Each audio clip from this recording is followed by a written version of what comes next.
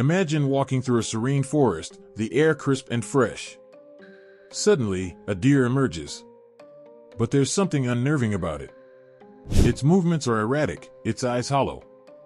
It doesn't scamper away at the sight of humans. This isn't a scene from a horror movie. It's real, and it's happening in forests across North America. It's known as zombie deer disease, a name that chills the spine. But what exactly is this eerie affliction? The scientific term for zombie deer disease is chronic wasting disease, CWD. It's a progressive, fatal disease affecting the brains of deer, elk, and moose. CWD belongs to a family of diseases called prion diseases, akin to the infamous mad cow disease in cattle. Prion are misfolded proteins that cause damage to the brain, leading to a host of disturbing symptoms, and these symptoms are what give the disease its zombie-like moniker. Infected animals exhibit drastic weight loss, stumbling, lack of coordination, and a blank, vacant stare. They become less wary of humans, a change that's both sad and unsettling. The disease erodes their natural instincts, leaving them as mere shadows of their former selves. So, where has this disease been detected? The answer is as alarming as the disease itself.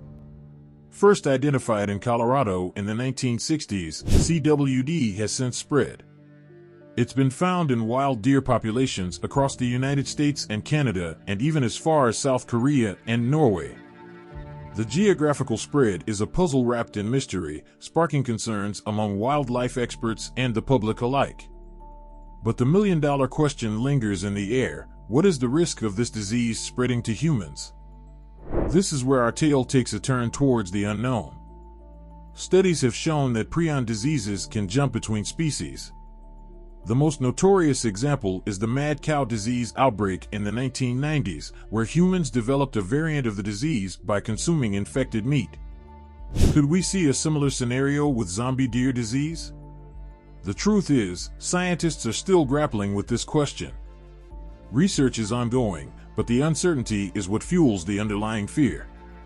Could an outbreak among the deer population spiral into a threat to human health? It's a possibility that can't be entirely ruled out, adding a layer of urgency to the study of this disease. Now, before panic sets in, let's ground ourselves in the present. There have been no known cases of CWD jumping to humans. But this doesn't mean we can be complacent. History has shown us, time and again, that diseases can and do jump from animals to humans. It's a phenomenon known as zoonosis, and it's not just the stuff of science fiction. From the swine flu to COVID-19, these leaps are not just possible, they've happened. So, what precautions can we take against this mysterious and menacing disease? First and foremost, it's about staying informed and vigilant. Hunters, in particular, play a crucial role. They're advised to get their game tested for CWD, avoid shooting animals that appear sick, and take precautions when handling deer carcasses. The front line of this battle is manned by wildlife biologists and veterinarians. Their mission? To monitor and manage the spread of chronic wasting disease. Across North America, surveillance programs have been set up. Deer are tested regularly, with particular focus on areas where CWD has been previously detected. These efforts are crucial in mapping the spread and understanding the dynamics of the disease, but managing CWD is no small feat. It's a disease that doesn't show its cards immediately. Infected deer can appear healthy for months, even years, before symptoms appear. And by then, they may have already spread the prion through saliva, urine, and feces, contaminating their environment. This silent spread makes tracking and containing the disease a Herculean task. One of the biggest challenges is dealing with the prion themselves. These misfolded proteins are notoriously resilient. They can persist in the environment for years, resisting breakdown from weather and decay.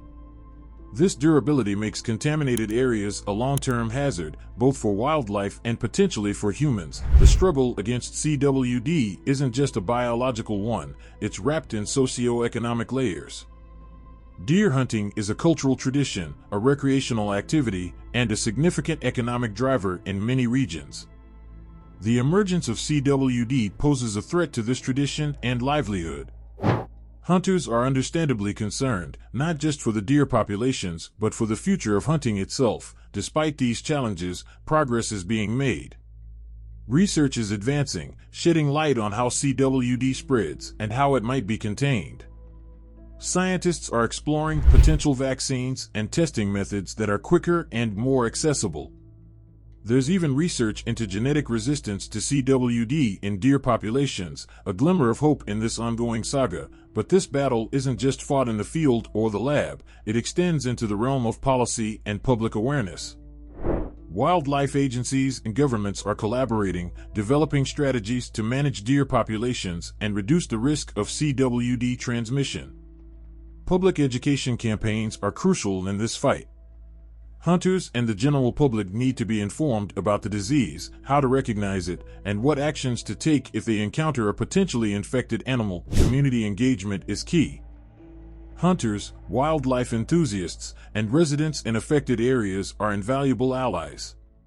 By reporting sick animals, participating in surveillance programs, and following safety guidelines, they play a pivotal role in this collective effort. Yet, as we forge ahead in this battle, we're reminded that our relationship with nature is delicate and interwoven. The health of wildlife populations is a reflection of the health of our ecosystems. Diseases like CWD are stark reminders of the need for vigilant stewardship of our natural world. The saga of chronic wasting disease is more than a tale of a wildlife affliction. It's a mirror reflecting our complex relationship with nature. As we stand facing the challenges posed by CWD, we're reminded of the delicate balance within our ecosystems and the intricate connections between human and animal health. So, what does the future hold in the face of this relentless disease? The answer lies in a blend of vigilance, innovation, and adaptation. Continued surveillance and research are crucial. Scientists are tirelessly working to unravel the mysteries of CWD, seeking ways to halt its spread. This includes developing more effective testing methods, exploring potential treatments or vaccines, and understanding how environmental factors play a role. But our story doesn't end in the lab. The fight against zombie deer disease is a global one, requiring international collaboration. As CWD has crossed borders, so must our efforts to understand and manage it. Information sharing, joint research initiatives, and consistent policies across countries are vital in this global endeavor. On a more personal level, each of us has a role to play. For hunters, it means adhering to safety guidelines, participating in testing programs, and staying informed. For the general public, it involves supporting conservation efforts and being aware of how our actions impact wildlife and their habitats. Yet, amidst these challenges, there's a beacon of hope. The story of CWD has sparked a broader conversation about our interaction with the natural world. It's pushing us to rethink how we coexist with wildlife and how we can better protect the health of our planet. This disease, as daunting as it is driving innovations in wildlife management and disease surveillance, innovations that could benefit our ecosystems in ways we've yet to fully realize. As we conclude this journey, we're left with a profound realization. The story of zombie deer disease is not just about deer, it's about us, our health, our environment, and our future. It's a narrative that intertwines fear with fascination, caution with curiosity. It challenges us to be stewards of the natural world, to respect the intricate web of life in which we're just one thread. The forests where the deer roam carry stories of survival and adaptation. As the sun sets over these woods, we're reminded that every ending is a new beginning. The tale of the zombie deer disease is still being written, and its chapters will be penned by our actions, our decisions, and our commitment to a world where humans and wildlife coexist in harmony. Thank you for joining us on this extraordinary journey. Stay curious, stay informed, and most importantly, stay connected to the wild world around us. Together, we can navigate the mysteries of nature and safeguard the health of our planet for generations to come.